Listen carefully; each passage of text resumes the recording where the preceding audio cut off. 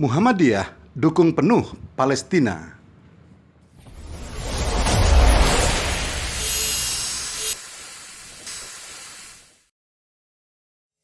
Ketua Umum Pimpinan Pusat Muhammadiyah, Haidar Nasir, mengapresiasi langkah pemerintah Indonesia mendukung kemerdekaan Palestina.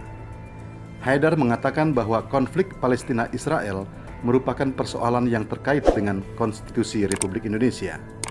Bagi Muhammadiyah, mendukung kemerdekaan sepenuhnya rakyat Palestina adalah sebuah sikap yang sejalan dengan Konstitusi Indonesia. Menurut Haidar, dalam persoalan kemerdekaan penjajahan dan persoalan betapa penjajahan itu menghancurkan kehidupan dan itu persoalan konstitusional juga bagi bangsa Indonesia.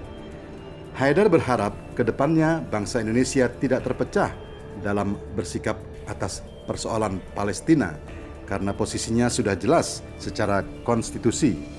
Apalagi, sambung Haidar, dibawa pada tujuan yang ingin ikut serta dalam ketertiban dunia dan perdamaian abadi. Haidar mengatakan banyak nyawa telah melayang akibat konflik di Timur Tengah ini. Tolonglah, ada elit bangsa yang membawa-bawa politik entah 2019 atau 2014, kenapa bisa kita menjadi kerdil bahwa Palestina bukan urusan kita? Haidar menilai apa yang dilakukan Israel sudah bisa diartikan sebagai penjajahan, dan sambungnya, Indonesia yang memiliki latar belakang sama sebagai negara pernah terjajah tidak seharusnya terpecah belah membela bangsa dengan nasib serupa. Penjajahan ini, kata Haidar, adalah penjajahan sesungguhnya dan merupakan tragedi kemanusiaan paling pahit, paling kelam, paling zalim di muka bumi ini.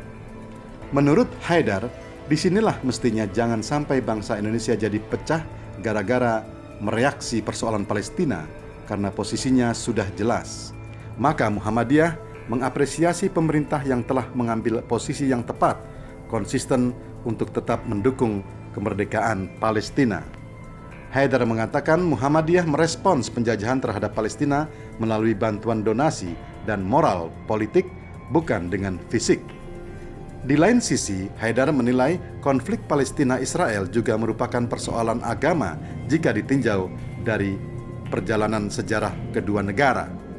Haidar berkisah, kala Khalifah Umar bin Khattab membebaskan Yerusalem, ia menerbitkan perjanjian Umariyah atau Uhdah Umariyah yang memuat jaminan kebebasan beragama bagi seluruh penduduk kota suci itu.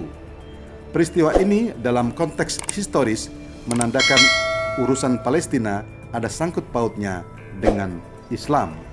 Tahun 644 Masehi, Umar bin Khattab memperluas kawasan Islam di mana Palestina menjadi bagian dari dunia Islam. Sejak saat itu, kemudian Palestina lekat dan tidak terpisahkan dari dunia Islam. Di samping aspek historis, secara teritori juga berdiri Masjid Al-Aqsa sebagai bangunan suci umat Islam. Saking melekatnya, masjid ini disebutkan dalam Al-Quran, yakni pada surat Al-Isra ayat 1 yang memuat peristiwa Isra Mi'raj. Maka tidak keliru ketika problem Palestina itu ada sentuhan, ada irisan dengan persoalan keislaman dari aspek sejarah dan keberadaan Masjidil Aqsa. Lebih-lebih, bagi kaum muslim, masjid yang bersejarah seperti Al-Aqsa ini menjadi salah satu masjid yang menjadi jiwa dan napas kehidupan umat Islam. Haidar mengatakan, siapa saja yang mencoba mengganggu keberadaan Masjid Al-Aqsa jelas bakal menjadi persoalan agama.